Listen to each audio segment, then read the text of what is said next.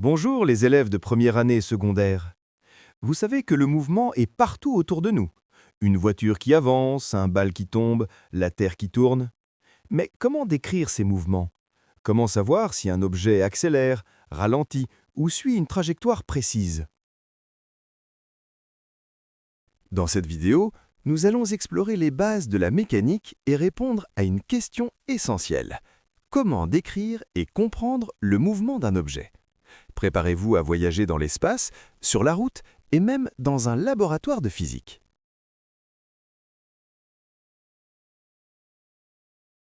Bonjour et bienvenue. Aujourd'hui, on va s'attaquer à un concept qui est tellement partout autour de nous qu'on finit par ne plus y penser. Le mouvement. Au fond, qu'est-ce que ça veut vraiment dire « bouger » ? C'est ce qu'on va explorer ensemble. Allez, on commence fort avec une petite énigme. Est-ce qu'un objet peut être immobile et en mouvement, en même temps? Ça paraît complètement impossible, non? Et pourtant, la physique adore ce genre de paradoxe. Eh bien, la réponse est oui, c'est tout à fait possible. En fait, tout est une question de point de vue. Prenez une valise, posée dans un train. Pour un voyageur assis juste à côté, la valise, elle ne bouge pas d'un poil. Elle est au repos. Mais pour une personne qui reste sur le quai et qui regarde le train passer, cette même valise est en train de filer à toute allure. Elle est donc bien en mouvement. Et ce concept super important, c'est ce qu'on appelle le référentiel. Pour pouvoir décrire un mouvement, il faut toujours dire par rapport à quoi on observe. Le train ou le quai, ce sont deux référentiels différents. Donc retenez bien ça, le mouvement n'est jamais absolu, il est toujours relatif, c'est la base de toute la mécanique. Ok, donc on a compris si un objet bouge par rapport à quelque chose. La suite logique, c'est de se demander, mais quel chemin est-ce qu'il suit? Comment on peut décrire son parcours? Et c'est là qu'un autre mot-clé entre en jeu, la trajectoire. C'est tout simple en fait, c'est la ligne imaginaire qui relie toutes les positions successives de l'objet. Pensez au sillage d'un bateau sur l'eau. Voilà, c'est ça, sa trajectoire. Et bien sûr, ces trajectoires, elles n'ont pas toutes la même tête. Quand le chemin est une ligne droite, on dit que le mouvement est rectiligne. Si ça tourne, si c'est une courbe, alors il est curviligne. Et un cas particulier de mouvement curviligne qu'on connaît tous, c'est le cercle, le mouvement circulaire. Bon, on a parlé du chemin, de la forme du parcours, mais on n'a pas encore parlé du rythme, du tempo. Que se passe-t-il si la vitesse n'est pas constante tout le long de la trajectoire? Pour bien voir ça, rien de tel qu'une chronophotographie. En gros, c'est comme si on prenait une rafale de photos à des intervalles de temps parfaitement égaux. Et là, on a l'exemple d'une balle en pleine chute. Alors, regardons de plus près. Dans le tout premier intervalle de temps, qui dure 0,02 secondes, la balle a parcouru une distance assez courte. Maintenant, pendant le deuxième intervalle de temps, qui dure exactement la même chose, 0,02 secondes, regardez, la distance parcourue est nettement plus grande. Et ça s'amplifie. Pour chaque nouvel intervalle, la balle parcourt une distance de plus en plus grande. Le message important ici, c'est que le mouvement n'est pas du tout uniforme. La balle va de plus en plus vite, en un mot, elle accélère. Cette idée d'accélération, ça nous amène tout droit à la vitesse. Comment est-ce qu'on fait pour la mesurer, pour la quantifier? Et au fond, comment on peut dire qu'un mouvement est plus rapide qu'un autre? C'est une question qu'on se pose tout le temps en fait. Pour comparer deux performances, deux trajets, il nous faut un outil, une mesure qui soit objective, pour qu'on puisse dire sans se tromper, celui-ci est le plus rapide. Regardons un peu ces deux athlètes. L'un court un 1500 mètres, l'autre un 800 mètres. Les distances sont différentes, les temps aussi. Alors, qui est le plus rapide? Pour le savoir, on doit calculer leur vitesse moyenne. On divise la distance qu'ils ont parcourue par le temps que ça leur a pris.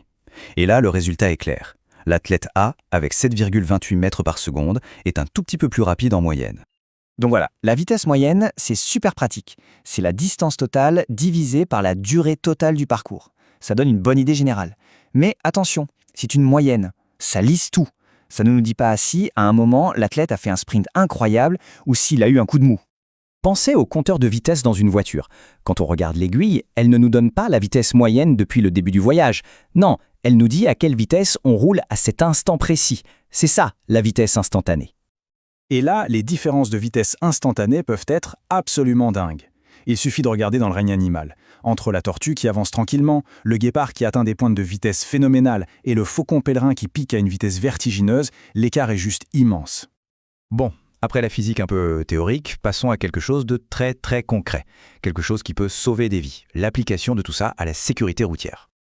Tenez, un chiffre qui donne froid dans le dos. Selon les données, un choc à plus de 60 km/h est considéré comme généralement mortel pour un piéton ou un cycliste. La vitesse, ce n'est pas juste un nombre sur un cadran, c'est un facteur de vie ou de mort. Et pour comprendre pourquoi, il faut décomposer ce qu'on appelle la distance d'arrêt. Elle est faite de deux parties. D'abord, la distance de réaction. C'est la distance qu'on parcourt pendant le temps qu'il faut au cerveau pour voir le danger et décider de freiner. Ensuite seulement, il y a la distance de freinage, la distance que la voiture parcourt pendant que les freins font leur travail. Et c'est là que les chiffres deviennent vraiment alarmants. La distance d'arrêt n'augmente pas du tout de façon proportionnelle à la vitesse. Regardez bien, on double la vitesse, on passe de 45 à 90 km/h, et bien la distance pour s'arrêter, elle, est plus que triplée, passant de 25 à 77 mètres. Et à 130, c'est carrément 160 mètres, la longueur de plus d'un terrain et demi de foot.